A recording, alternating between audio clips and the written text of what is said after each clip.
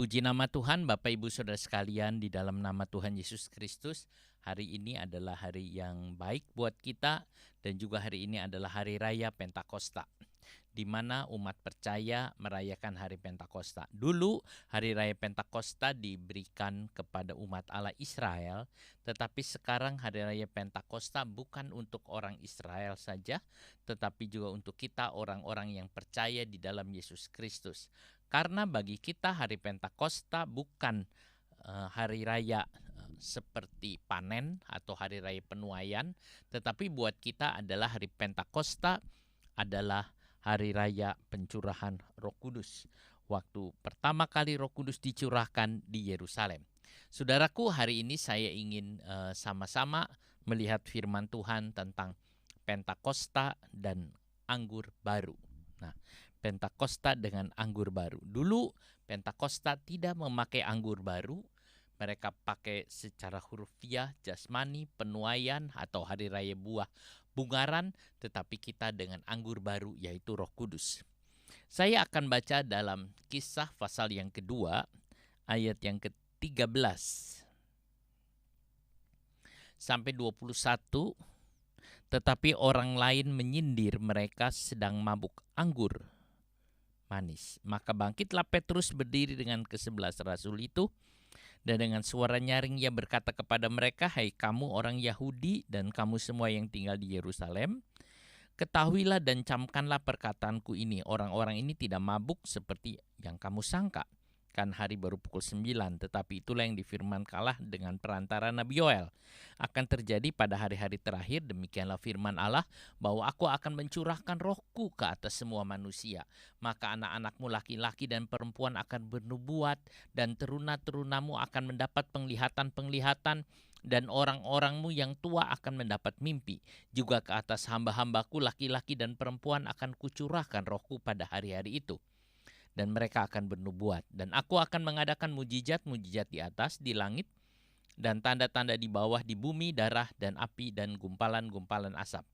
Matahari akan berubah menjadi gelap gulita, dan bulan menjadi darah, sebelum datangnya hari Tuhan, hari yang besar dan mulia itu. Dan barang siapa yang berseru kepada nama Tuhan akan diselamatkan." Saudaraku, ini ayat yang kita baca, yaitu khotbah Petrus pada hari raya Pentakosta.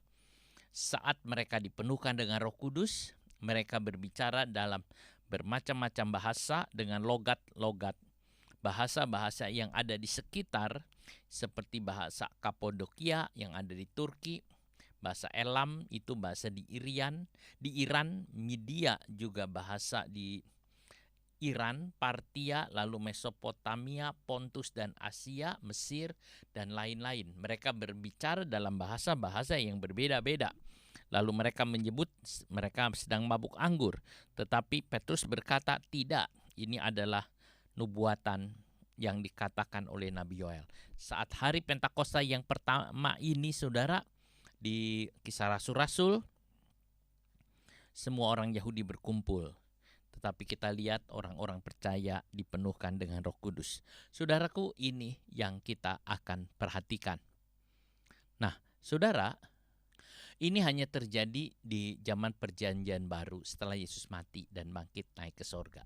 Saudaraku, ini yang kita lihat. Ini terjadi pada zaman perjanjian baru. Jadi, pencurahan Roh Kudus atau Pentakosta dengan anggur baru itu terjadinya hanya di perjanjian baru. Dan keterusnya sampai ke kita.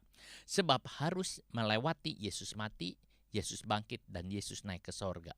Saudaraku, itu yang ada. Jadi, perjanjian lama tidak merasakan pengalaman seperti ini.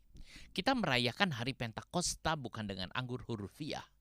Anggur hurufiah itu artinya, saudara, tradisi-tradisi yang sudah beratus-ratus tahun dikerjakan oleh orang Yahudi. Tetapi kita dengan satu hal, yaitu anggur yang nyata. Anggur yang nyata sekali. Seperti seseorang membaca buku. Bukan mengatakan ini anggur. Saudara, ada satu mungkin lembar atau gambar anggur gambar anggur itu begitu hidup anggur itu, saudara. Karena si pelukisnya itu sangat baik. Dia berkata, ini anggur, saudara. Walaupun gambar itu kelihatan bagus, itu gambar. Tapi kita bukan diperlihatkan satu gambar, tetapi kita diperlihatkan anggur sungguhan yang kita bisa petik dan kita bisa makan. Bukan anggur gambar, tapi anggur kenyataan. Itulah Pentakosta yang kita alami adalah anggur yang penuh dengan kenyataan. Saudara, Tuhan memberikan bukan tulisan, ini anggur. Tetapi Tuhan memberikan kepada kita pada hari Pentakosta itu, saudara, rasa. Kita merasakan bahwa anggur itu manis. Kita merasakan bahwa anggur itu nikmat. Dan kita punya pengalaman dengan anggur itu. Anggur itu adalah kenyataan. Dan kita ada efek dari makan anggur itu. Saudara, kalau hanya gambar, tidak ada rasa. Kalau gambar itu, saudara, tidak ada efek buat kita. Tidak ada satu pengalaman. Tetapi anggur di Perjanjian Baru, itu ada pengalaman, ada efek. Sehingga saudara dipuaskan. Sehingga kita dipuaskan. Waktu kita makan anggur dari Tuhan, kita merasakan dipuaskan. Kita penuh dengan kepuasan, sukacita yang dari Tuhan. Pentakosta adalah hari di mana Roh Kudus dicurahkan. Murid-murid mengalami anggur baru. Murid-murid mengalami anggur baru. Sehingga orang-orang yang berkumpul pada waktu itu mengatakan, apa mereka mabuk anggur? Tetapi saudara, ini bukan anggur manis. Ini adalah Roh Kudus. Ya, mereka dibuat seperti orang mabuk. Tetapi tidak mabuk. Karena mabuk itu negatif. Sedangkan ini, saudara, sesuatu yang baik. Efesus pasal 5 ayat 18. Paulus bicara kepada jemaat yang di Efesus. Efesus 5:18. Dan janganlah kamu mabuk oleh anggur, karena anggur menimbulkan hawa nafsu. Tetapi hendaklah kamu penuh dengan Roh Kudus. Saudara, orang yang mabuk anggur, dia akan dikuasai oleh hawa nafsu. Tetapi kalau kita penuh dengan Roh Kudus, kita akan dikuasai oleh hadirat Tuhan. Hadirat Tuhan penuh. Paulus berkata kepada jemaat di Efesus, jangan mabuk, tetapi penuh dengan Roh Kudus. Penuh dengan Roh Kudus. Kedua bagian ini oleh Paulus diperbandingkan antara mabuk anggur dengan dipenuhkan dengan Roh Kudus. Saudaraku, penuh dengan Roh Kudus tidak sama atau bukan mabuk anggur. Tapi penuh Roh Kudus itu dikuasai oleh Roh. Roh menguasai. Roh menguasai. Penuh dengan Roh Kudus itu bukan mabuk anggur, tapi dikuasai oleh Roh. Mabuk, kondisi gak sadar. Mabuk kondisi tidak sadar. Tetapi penuh dengan Roh Kudus itu sadar. Saudara, orang itu sadar, dia tahu bahwa dia adalah penuh dengan Roh Kudus. Saudaraku, ini lihat, biar kita mau dipenuhkan dengan Roh Kudus. Sehingga kita tahu apa yang kita perbuat. Sehingga kita tahu apa yang kita lakukan. Penuh dengan Roh Kudus.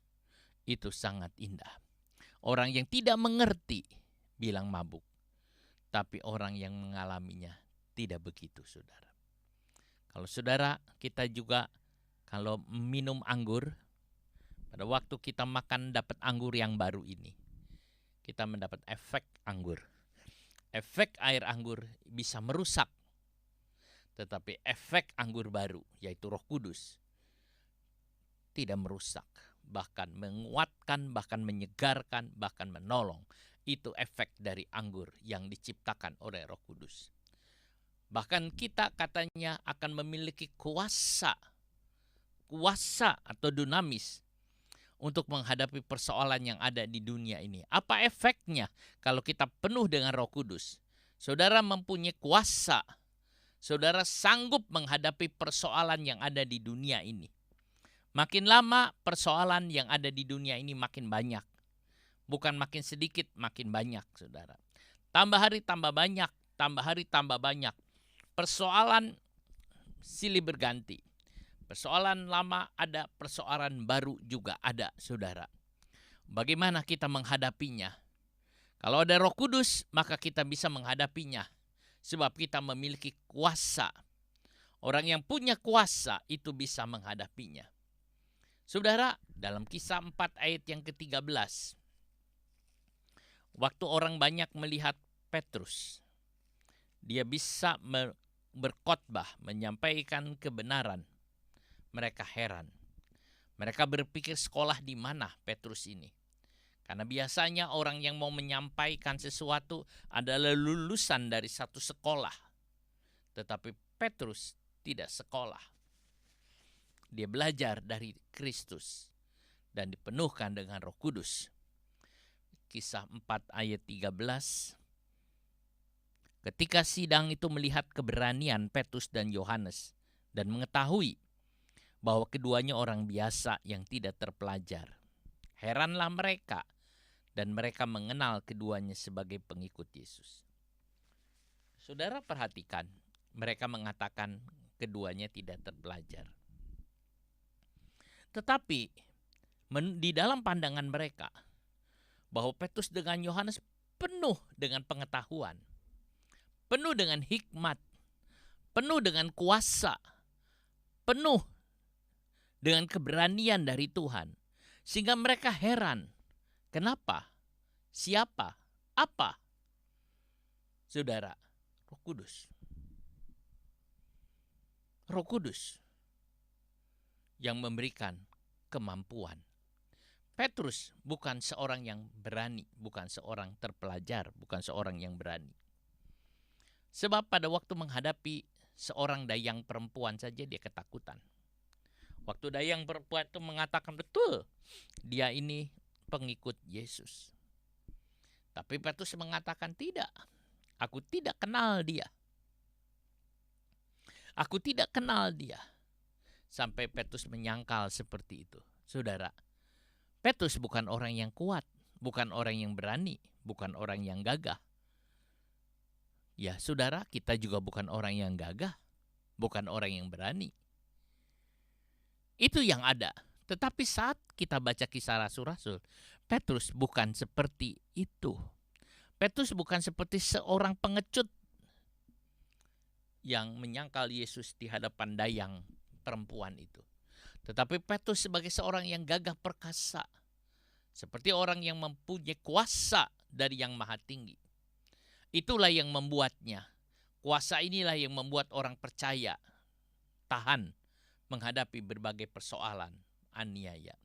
Saudaraku, kuasa Roh Kudus inilah yang membuat orang percaya tahan, yang membuat saudara tahan, yang membuat kita tahan menghadapi berbagai persoalan-persoalan hidup.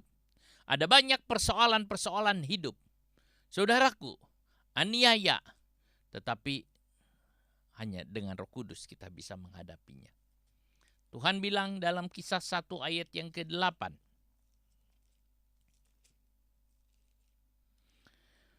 tetapi kamu akan menerima kuasa kalau Roh Kudus turun ke atas kamu, dan kamu akan menjadi saksiku di Yerusalem dan di seluruh Yudea dan Samaria dan sampai ke ujung bumi. Tuhan bilang kamu akan beroleh kuasa kelak kalau Roh Kudus turun ke atas kamu. Kamu bisa menjadi saksi bagi Tuhan. Saudara, kalau ada Roh Kudus kita bisa. Hidup di zaman sekarang penuh tantangan. Ejekan, fitnah, perdebatan, serangan-serangan, macam-macam saudara. Dalam macam-macam. Dalam berbagai persoalan. Tanpa Roh Kudus, tanpa kuasa, kita bisa menyerah saudara. Katanya ada banyak orang yang bunuh diri karena tekanan terlalu berat. Mengapa bunuh diri? Karena mereka tidak punya kesanggupan. Tetapi saudara, Roh Kudus membuat kita mampu menghadapi persoalan yang ada. Apa yang dialami para rasul akan dialami juga oleh orang Kristen. Pasti semua orang Kristen akan mengalami hal yang sama. Walaupun porsinya berbeda-beda. Ada yang kecil, ada yang besar, tetapi sama. Tanpa Roh Kudus, tidak mungkin kita sanggup berdiri. Tanpa Roh Kudus tidak bisa kita bisa berdiri dengan gagah. Apakah sesudah penuh Roh Kudus pasti kuat? Ya. Tetapi seringkali manusia, tubuh manusia, melihat keadaan membuat takut. Petrus juga mengalami yang sama. Dia waktu lihat gelombang, dia takut dan hampir tenggelam. Ya, tenggelam kira-kira itu, saudara. Hampir mati. Sebab itu, saudara, waktu ngelihat banyak peristiwa, rasul-rasul juga melihat bagaimana kondisi mereka, bagaimana keadaan mereka. Ya, saudaraku, itu yang ada. Sebab itu mereka datang kepada Tuhan dan berdoa. Berdoa membuat Roh Kudus aktif bekerja di dalam diri kita, sehingga kita kuat menghadapi semua yang ada. Kisah 4 ayat 29. Dan sekarang ya Tuhan, lihatlah bagaimana mereka mengancam kami. Dan berikanlah kepada hamba-hambamu keberanian untuk memberitakan firman Tuhan. Ayat 31, dan ketika mereka sedang berdoa, goyanglah tempat mereka berkumpul itu. Dan mereka semua penuh dengan Roh Kudus. Lalu mereka memberitakan firman Allah dengan berani. Saudara, pada waktu aniaya tambah besar, murid-murid berkumpul dan mereka berdoa. Mereka mengatakan, Tuhan beri kepada kami keberanian untuk memberitakan Injil. Tiba-tiba rumah itu goyang. Kayak gempa begitu, saudara. Goyang seperti gempa. Lalu kemudian saudara, Roh Kudus turun dan mereka semua penuh dengan Roh Kudus. Dan mereka berani, mempunyai keberanian lagi untuk memberitakan Injil. Kadang-kadang kita tidak mempunyai keberanian, saudara, untuk menghadapi tantangan, menghadapi persoalan, menghadapi semua yang ada di depan kita. Kita tidak mempunyai keberanian. Tapi Roh Kudus menolong kita. Hubungan dengan Tuhan membuatnya mantap. Berani untuk memberitakan firman. Berani untuk memberitakan firman. Saudara, ini yang ada. Stefanus juga waktu dipenuhi dengan kuasa Roh Kudus, dia begitu berani menyaksikan tentang Yesus. Dia berani dia bicara di antara orang-orang Yahudi yang sedang marah. Di antara kumpulan banyak orang sedang marah. Stefanus berdiri dan bicara dengan tegas dan keras tentang Yesus, Mesias itu. Sampai mereka itu sudah tambah marah. Lalu mereka melihat wajah Stefanus seperti wajah malaikat. Nah, saudara, ini yang ada. Apa efek dari anggur baru? Kita punya kuasa, kita punya keberanian, kita punya kegagahan. Yaitu, saudara, kuasa itu yang ada. 1 Korintus 12 ayat yang ke-7.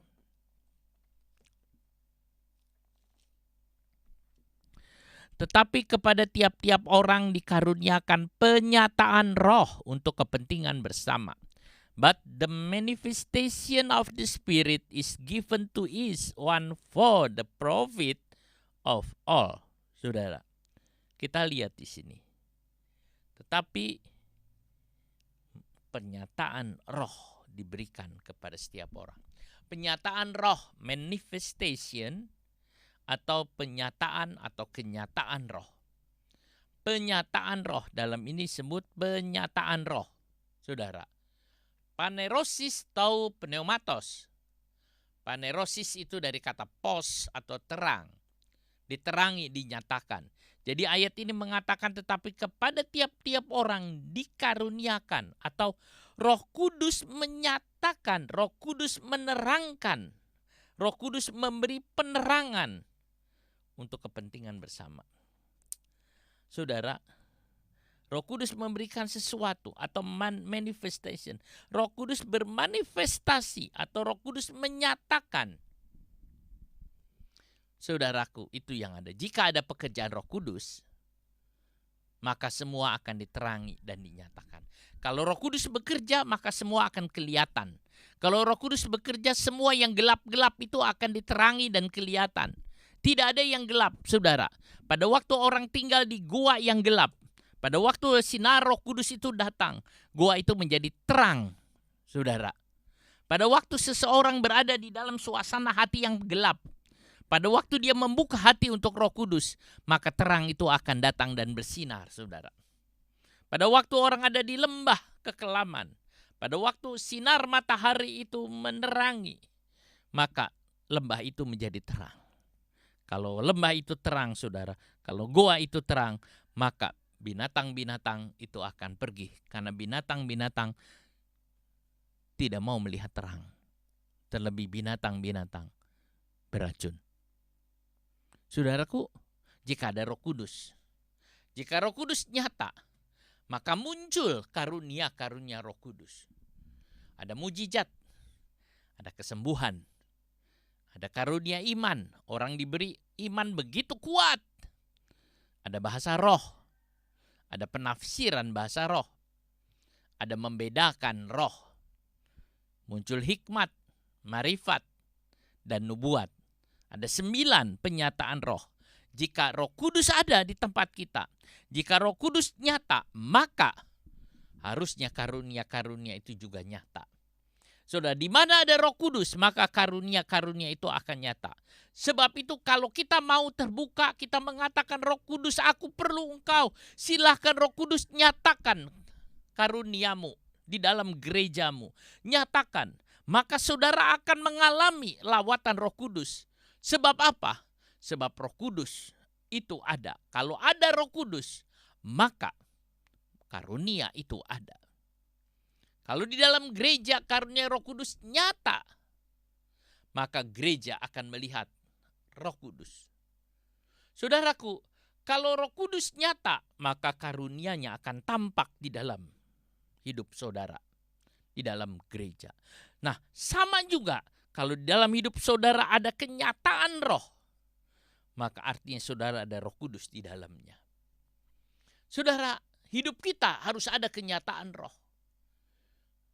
Kita harus ada Roh Kudus. Kalau orang mengatakan dia ada Roh Kudus, dia ada penuh Roh Kudus, maka hidupnya ada kenyataan roh, saudara. Sebab roh akan menyatakan dirinya di dalam diri orang itu. Saudaraku, itu yang ada. Karena roh ingin nama Tuhan dipermuliakan. Roh Kudus ingin nama Tuhan dipermuliakan. Saudaraku, kita perlu berdoa untuk melihat dan mengalami kenyataan roh. Kita perlu berdoa, kita minta kepada Tuhan. Tuhan, aku perlu Engkau Tuhan. Nyatakan karuniamu Tuhan. Maka Roh Kudus akan dinyatakan. Kisah 2 ayat 1. Dalam Kisah 2 ayat yang ke-1, pada hari Pentakosta yang pertama di sini. Ketika tiba hari Pentakosta, semua orang percaya berkumpul di satu tempat. Semua orang percaya. Siapa orang percaya yang dimaksud? Ya saudara, memang orang Yahudi kumpul semua. Kumpul semua dari mana-mana. Tetapi yang dimaksud orang percaya di sini adalah percaya kepada Yesus Kristus. Para murid berkumpul dengan satu hati di suatu tempat. Terjemahan Indonesia kurang baik di sini. Dalam terjemahan King James dikatakan ketika hari Pentakosta, they were all with one accord in one place. Mereka semua ada dalam satu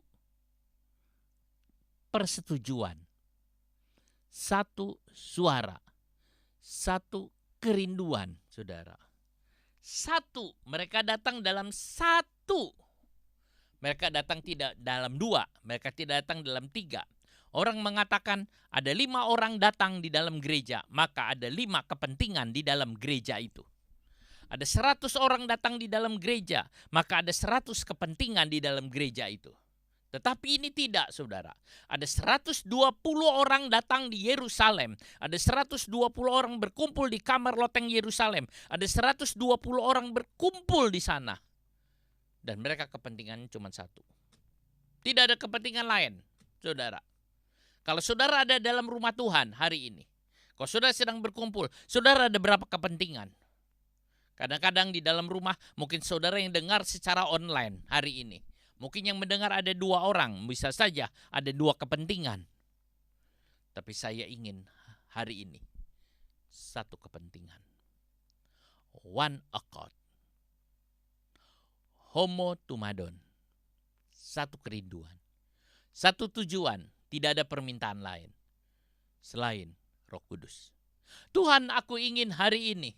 Tidak ada permintaan lain. Aku tidak ingin meminta A, aku tidak ingin meminta B. Aku tidak ingin memikirkan lagi permintaan tentang usahaku, tentang anak-anakku yang lain. Tetapi hari ini Tuhan, aku cuma punya satu permintaan yang tidak yang lain. Penuhi lagi aku dengan Roh-Mu Tuhan. Penuhi aku dengan Roh-Mu Tuhan. Penuhi aku dengan Roh-Mu lagi Tuhan. Itulah baptisan Roh. Ayat 2, tiba-tiba turunlah dari langit suatu bunyi seperti tiupan angin keras yang memenuhi seluruh rumah di mana mereka duduk. Ketika mereka sedang duduk, mereka mendengar bunyi seperti tiupan angin keras. Bunyi seperti tiupan angin keras, saudara. Nah, kata angin itu, saudara, itu bisa diterjemahkan dengan napas. Jadi mereka mendengar satu deruan angin keras. Atau mereka mendengar nafas yang ditiupkan. Mereka mendengar tiupan angin. Mereka mendengar, saudara, ada nafas yang dihembuskan. Memenuhi seluruh rumah itu. Rumah itu dipenuhi oleh nafas. Nafas itu adalah kehidupan. Biasanya dalam bahasa Ibrani adalah huruf H, he. He, he, itu adalah nafas. Nafas, he, itu nafas, saudara. Seperti Tuhan menghembuskan nafasnya. Ada satu nafas. Pada waktu mereka sedang berkumpul ada satu nafas yang berbeda. Bukan nafas manusia, tapi nafas Allah. Bukan nafas manusia, tapi nafas Allah. Nafas Tuhan, seperti Tuhan menghembuskan nafasnya kepada manusia. Pada waktu Tuhan menghembuskan nafasnya kepada manusia, kepada Adam, maka terciptalah manusia yang hidup. Maka terciptalah makhluk yang hidup. Maka terciptalah manusia yang hidup. Kaya, katanya, yang hidup. Saudara, dan ini terulang lagi. Suara atau hembusan nafas Allah. Maka muncul satu ciptaan baru. Ciptaan baru. Luar biasa, saudara. 120 murid itu mengalami perubahan. Rohnya betul-betul hidup. Rohnya betul-betul hidup. Tuhan menghidupkan roh mereka. Sehingga mereka merasakan perbedaan yang besar. Mereka menjadi orang yang berbeda. Karena Roh Kudus. Ayat 3. Dan tampaklah kepada mereka lidah-lidah seperti nyala api yang bertebaran dan hinggap pada mereka masing-masing. Tiba-tiba mereka melihat di dalam mata mereka melihat ada lidah-lidah api bertebaran. Mereka seperti melihat bahwa ada lidah-lidah api bertebaran di atas mereka. Lalu mengapa ada lidah api? Mengapa mereka ada lidah api? Apa gunanya api? Saudaraku, api itu berguna untuk membakar. Bakar apa? Bakar daging. Rumah itu bagaikan mesbah yang menaruh 120 orang daging. Tiba-tiba Roh Kudus datang bagaikan api untuk membakar daging, untuk membakar mereka. Ketika mereka berkumpul, mereka menyerahkan seluruh hidupnya kepada Tuhan. Pada waktu mereka berkumpul semua dengan satu tujuan. Mereka menyerahkan hidup mereka kepada Tuhan. Mereka mempersembahkan seluruh hidupnya kepada Tuhan. Tiba-tiba api datang lalu membakar mereka. Daging mereka dibakar. Persembahan mereka diterima oleh Tuhan. Dan Tuhan mulai bekerja. Api membakar daging mereka sebagai korban kepada Tuhan. Jika daging dipersembahkan, maka kuasa Roh Kudus akan nyata. Kalau saudara mempersembahkan kedagingan saudara, keinginan saudara, maka Tuhan akan menggantikannya dengan rohnya yang nyata dalam hidup kita. Tetapi kalau kita membiarkan daging kita itu tumbuh, maka kita akan berbau busuk di hadapan Tuhan. Saudaraku, daging harus dibakar, dipersembahkan. Kalau percaya, kalau saudara betul-betul percaya, kalau saudara benar-benar percaya, maka saudara akan menyerahkan keinginan saudara. Maka saudara akan mempersembahkan keinginan saudara. Maka saudara akan mempersembahkan tujuan saudara. Maka saudara akan mempersembahkan cita-cita saudara kepada Tuhan. Dan mengizinkan Tuhan membakar itu semua. Supaya jadi kudus. Supaya keinginan saudara jadi kudus. Supaya kerinduan saudara jadi kudus. Supaya semua jadi baik. Maka Tuhan akan membakar daging kita.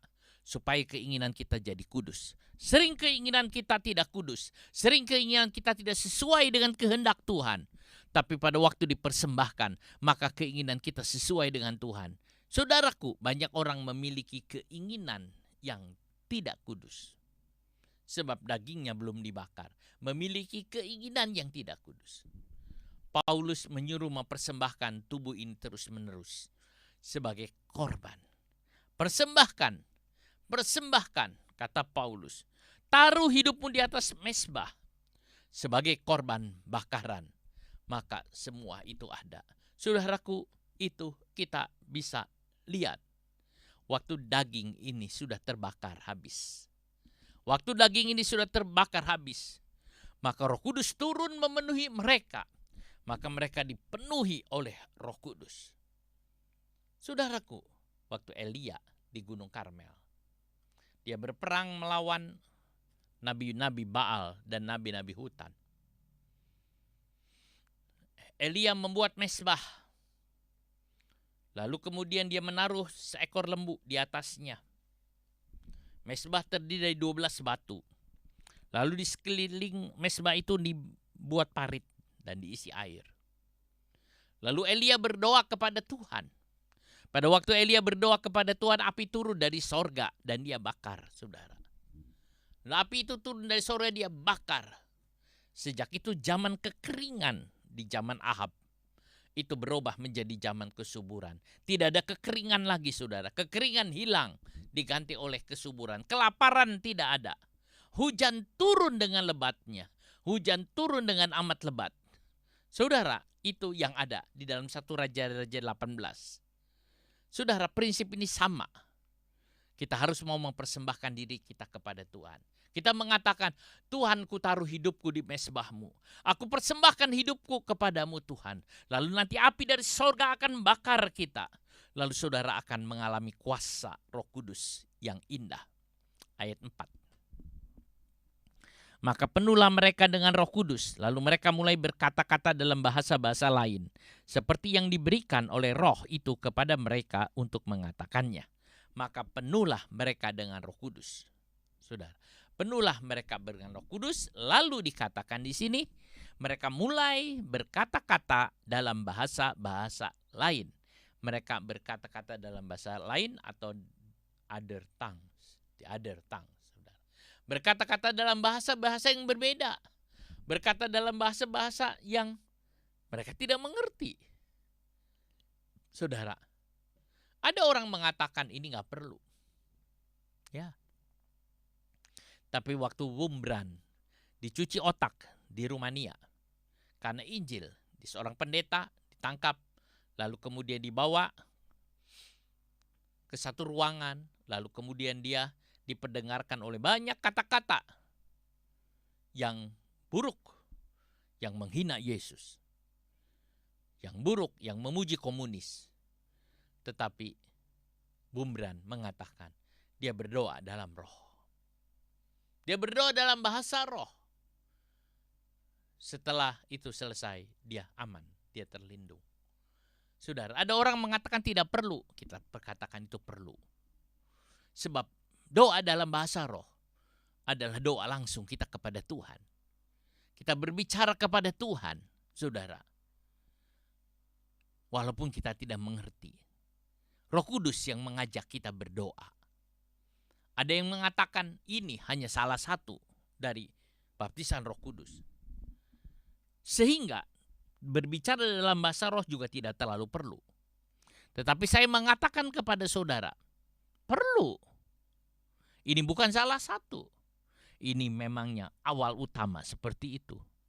Saudara, Satu-satunya tanda atau ciri orang dipenuhkan dengan Roh Kudus. Ada juga yang mengatakan peristiwa ini sudah lewat. Tidak, tidak sudah lewat.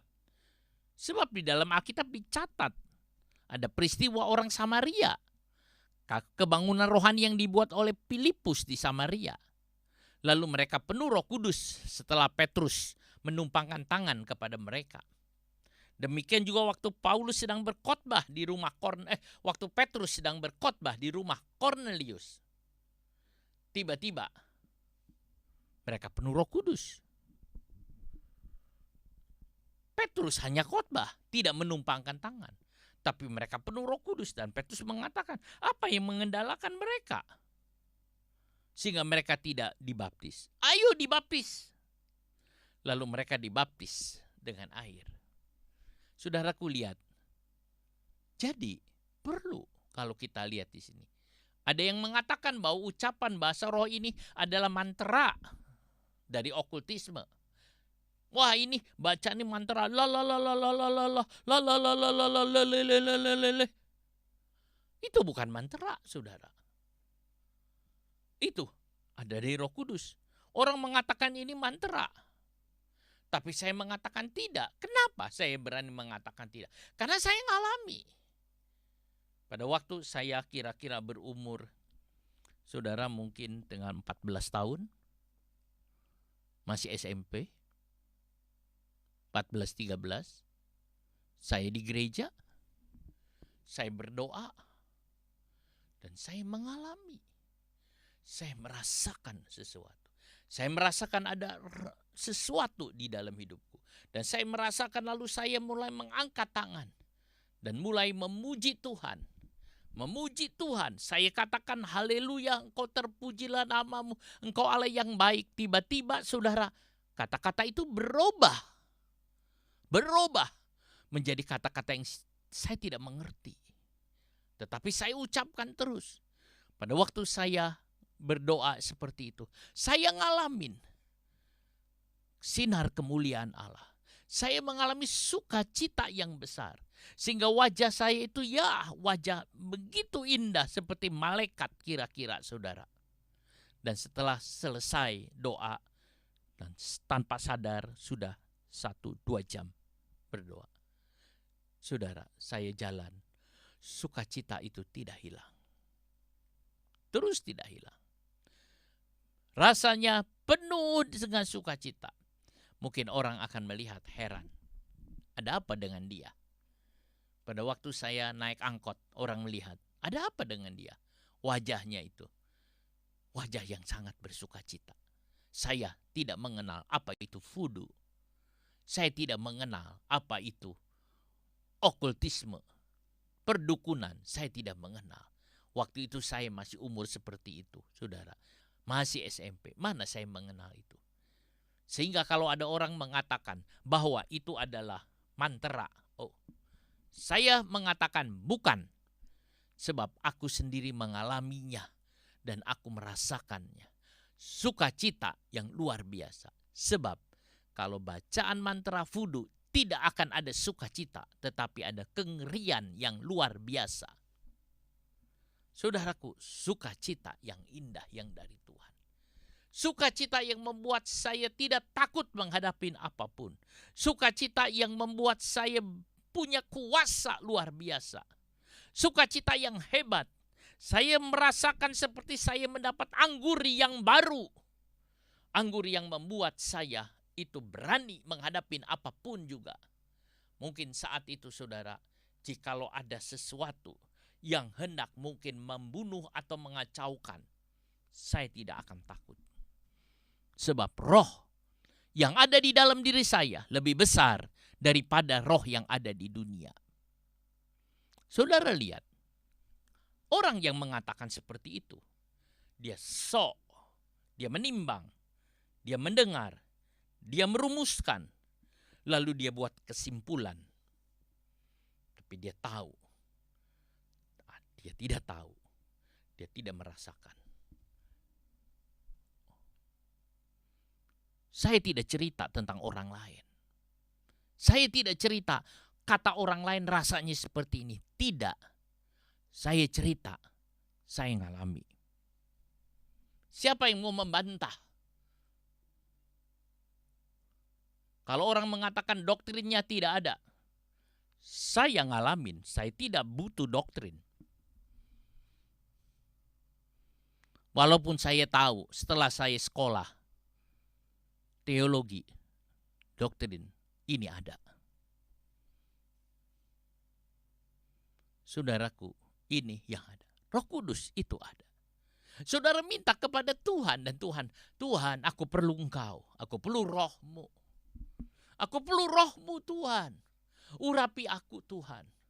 Maka Roh Kudus akan ada. Tetapi saudara, berikan keinginan saudara kepada Tuhan.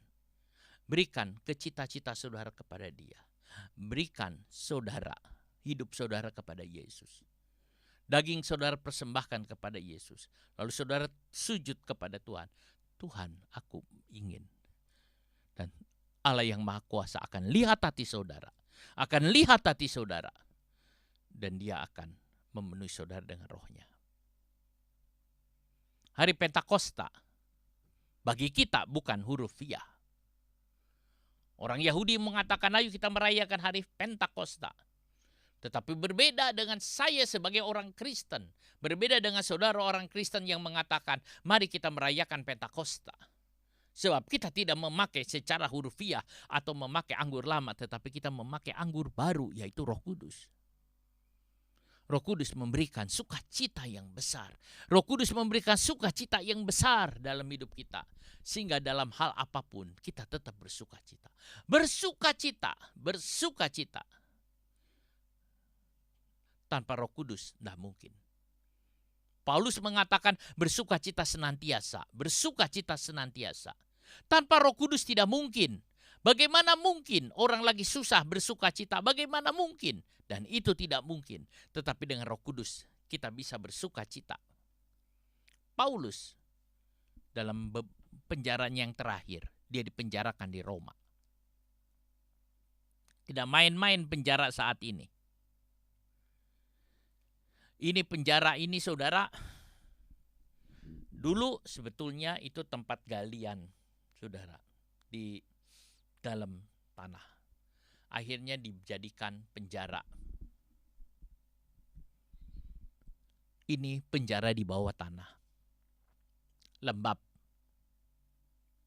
Dingin. Bau. Sebab berhubungan dengan selokan. Kalau mayat mati dilempar ke selokan lalu sampai hanyut di Sungai Tiber. Gelap. Tidak ada cahaya. Sendirian. Siapa yang mau tinggal di tempat yang gelap? Sendirian. Lampu semua dimatikan, saudara tinggal di tempat yang gelap. Kita tidak bisa tinggal dalam kegelapan. Saudara. Bau. Dingin.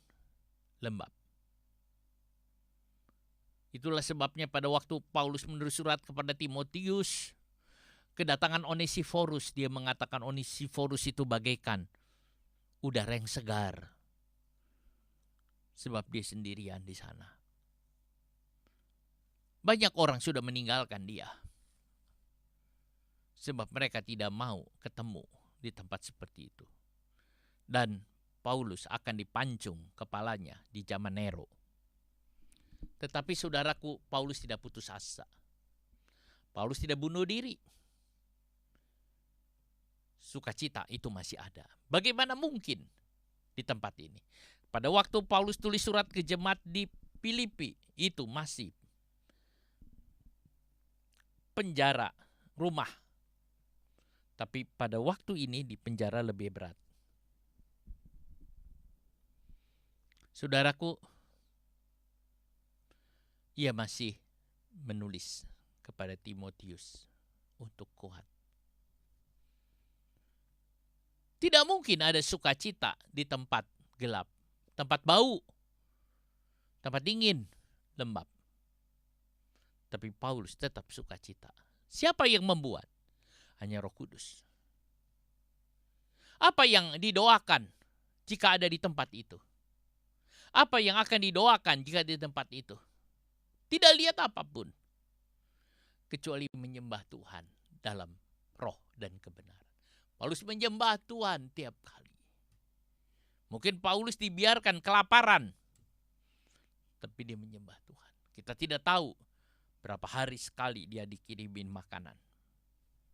Dan kita juga tidak tahu berapa lama dia di penjara seperti itu. Tapi di tempat itu dia menyembah Tuhan. Kalau orang yang penuh dengan Roh Kudus, dia bisa menyembah di mana saja. Dia tidak peduli tempat itu sempit, dia bisa menyembah Tuhan. Dia tidak peduli tempat itu gelap, dia bisa menyembah Tuhan. Dia tidak peduli tempat itu kacau, dia bisa menyembah Tuhan. Dia tidak peduli saudara dengan apapun, bisa menyembah. Mungkin buat sekarang dia tidak peduli musik, enak atau tidak enak. Dia tetap bisa menyembah Tuhan. Dia tidak peduli ruangan seperti apa, panas. Dia tidak bisa menyembah Tuhan. Orang yang dipenuhi Roh Kudus tidak dipengaruhi oleh AC, oleh musik, oleh apapun. Mereka bisa mengangkat tangannya, Tuhan, aku menyembahmu. Aku menyembahmu Tuhan, aku menyembahmu, aku menyembahmu Tuhan. Aku menyembahmu, hormat bagi kemuliaan namamu. Filipi 4 ayat 13. Paulus berkata, segala perkara dapat kutanggung. Filipi 4 ayat yang ke-13.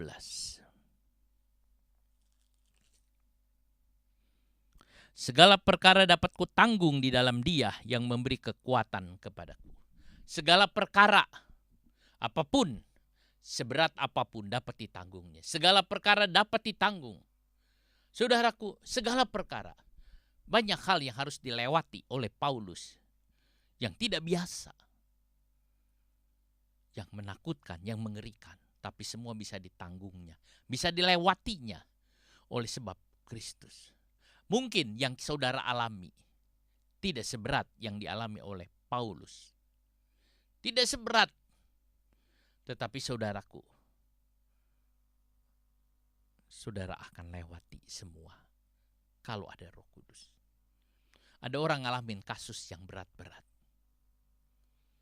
yang rasanya tidak bisa ditanggung oleh kita, oleh manusia. Tetapi saudaraku, kalau kita penuh Roh Kudus bisa. Persoalan yang berat sebenarnya dalam pikiran. Kalau pikiran bisa ditenangkan oleh Roh Kudus, maka persoalan berat itu bisa dilewati. Petrus menyebut baptisan Roh Kudus dalam Kisah 2 adalah penggenapan nubuatan Nabi Yoel. Bahwa Tuhan akan mencurahkan Roh Kudus kepada semua orang, termasuk anak-anak. Saudara, inilah akhir zaman. Ini akhir zaman. Mulai dari Kisah 2, peranan Roh Kudus itu sangat besar dalam gereja.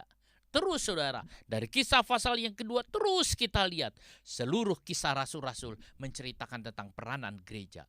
Roh Kudus akan menolong saudara. Roh Kudus akan menolong kita. Ini zaman saudara, zaman kita. Ini zaman-zaman Roh Kudus. Tuhan Yesus hampir datang. Tuhan Yesus hampir datang saudara. Ini zaman kita. Dan zaman itu disebut akhir zaman. Akhir zaman yang Yoel katakan itu saudara, Roh Kudus. Dan kita sedang berjalan di dalam akhir zaman ini. Bahkan kita sudah mencapai ke ujung dari akhir zaman. Kita akan lihat saudara, Yesus akan datang. Saudara, itulah sebabnya saudara setia dalam Tuhan. Tetap ada di dalam Tuhan. Tetap terus tekun di dalam Tuhan saudara. Dan saudara akan jalan di dalam Tuhan. Saudaraku, kita perlu Roh Kudus. Roh Kudus hadir di sini. Roh Kudus ada di sini. Dan kita mengatakan, Roh Kudus, aku mengasihimu. Roh Kudus, aku mengasihimu. Engkau lembut, engkau manis. Engkau penghiburku, engkau penolongku. Roh Kudus, aku mau. Aku buka hati untuk rohmu. Aku buka hati untuk engkau, Tuhan. Tuhan, penuhi aku dengan rohmu. Hari ini, saudara, adalah hari Pentakosta. Tidak ada salahnya saudara berkata kepada Tuhan, penuhi aku dengan rohmu. Saudara, buka hati saudara. Biarkan Roh Kudus bakar hidup saudara. Minta Roh Kudus penuh. kita akan menyanyi nyanyian.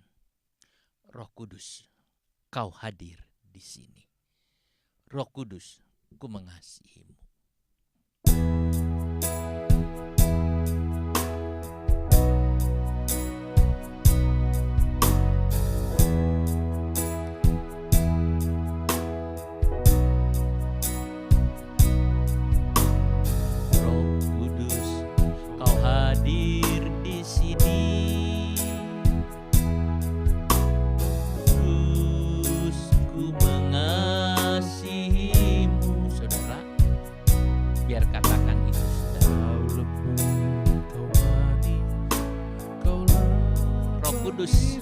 Dia penghibur, diutus Bapakku. Kau hadir di sini, Roh Kudus, ku mengasihimu. Kau lembut, Kau lembut, Kau manis, Kaulah penghiburku, penolongku, diutus Bapakku. Ku buka hati untuk Roh, ku buka hati untuk Roh-Mu Tuhan. Ku buka hati menyembah-Mu Yesus. Jamahlah kami, penuhi kami dengan kuasa Allah Maha Kudus. Katakan, Roh Kudus, Kau hadir.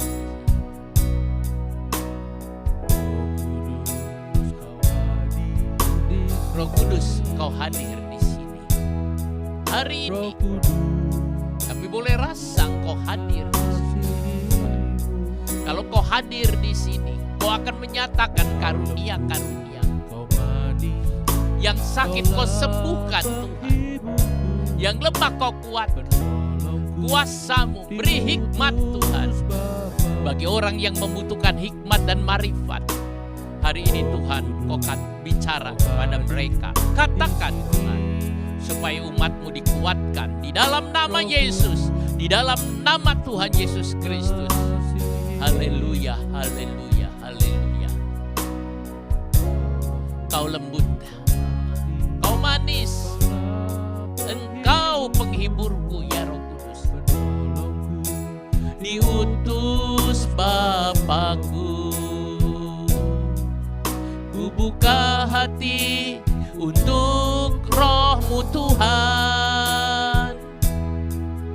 Ku buka hati menyembah-Mu Yesus. Jamahlah kami, penuhi kami dengan kuasa Allah Maha Kudus. Sekali lagi saudara, katakan, Roh Kudus, Kau hadir di sini. Amin. Roh Kudus, ku mengasihimu. Kau lembut, Kau manis, Kaulah penghiburku, penolongku, diutus Bapakku. Roh Kudus, Kau hadir di sini. Kau hadir di sini. Terima kasih Roh Kudus. Roh Kudus, ku mengasihimu. Amin. Kau lembut, Kau manis, Kaulah penghiburku, penolongku, diutus Bapakku. Ku buka hati untuk Roh-Mu Tuhan. Ku buka hati menyembah-Mu Yesus. Jamahlah kami, penuhi kami dengan kuasa Allah Maha Tinggi. Ku buka hati untuk Roh-Mu Tuhan. Saudara, bukalah hati saudara. Bukalah hati saudara kepada Roh Kudus. Katakan kepada Roh Kudus, penuhi kami hari ini. Penuhi kami.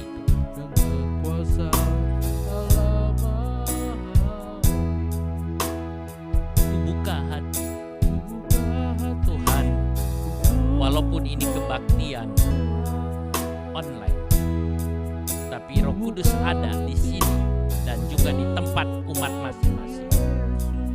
Sebab itu Tuhan, jamah hari ini, tangan Tuhan sampai ke mereka dan menjamah, dan Kau memberkati Bapa. Turunlah Roh Kudus, curahkan baptis mereka dengan Roh Kudus. Yang menginginkan kepenuhan Roh Kudus, Tuhan Kau buka, Tuhan Kau penuhkan Tuhan. Penuhkan dengan Roh-Mu Tuhan, di dalam nama Tuhan Yesus Kristus. Ya Tuhan, penuhi dengan haleluya, haleluya, haleluya. Haleluya, haleluya, haleluya, haleluya. Haleluya, haleluya, haleluya. Haleluya, haleluya, haleluya, haleluya. Glory, haleluya, haleluya. Glory, haleluya, haleluya, haleluya. Haleluya, Yesus, haleluya, haleluya. Haleluya, haleluya, haleluya. Terima kasih Roh Kudus, terima kasih. Oh haleluya, haleluya, haleluya. Tuhan, Kau jamah, Kau jamah. Haleluya. Ku buka hati untuk Roh-Mu Tuhan. Ku buka hati menyembah-Mu Yesus. Jamahlah kami, penuhi kami dengan kuasa Allah Maha Tinggi. Kami berterima kasih kepadamu Tuhan, buat semua yang Kau berikan. Kami tahu Engkau ada dan Kau menjamah jemaat-Mu. Kuasa Tuhan nyata memenuhi jemaat-Mu. Di dalam nama Tuhan Yesus Kristus, Engkau jamah Tuhan hidupnya. Nyatakan kuasa-Mu Bapa. Terima kasih Roh Kudus, terima kasih. Terpujilah akan nama-Mu Tuhan. Terima kasih Roh Kudus atas firman-Mu. Terima kasih Tuhan atas ibadah hari ini. Tanamkan di dalam hati kami. Terpujilah akan nama-Mu Tuhan. Haleluya, haleluya, haleluya. Saudaraku yang kekasih, di dalam nama Tuhan Yesus Kristus, terimalah berkat, kasih karunia dari Tuhan Yesus Kristus. Kasih dari Allah Bapa dan persekutuan dalam Roh Kudus menyertai saudara sekalian, mulai sekarang sampai selama-lamanya. Demi nama Tuhan Yesus. Amin. Saudaraku, kita akan menyanyi nyanyian Menang Besar di Pihak Kita.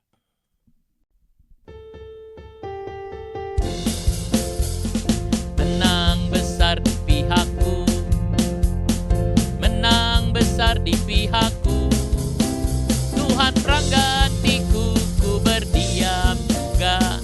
Menang besar di pihakku, menang besar di pihakku, menang besar di pihakku. Tuhan pranggatiku, ku berdiam juga. Menang besar di pihakku, menang besar di pihakku, menang besar di pihakku. Tuhan memberkati saudara sekalian. Selamat hari Pentakosta. Amin. Haleluya.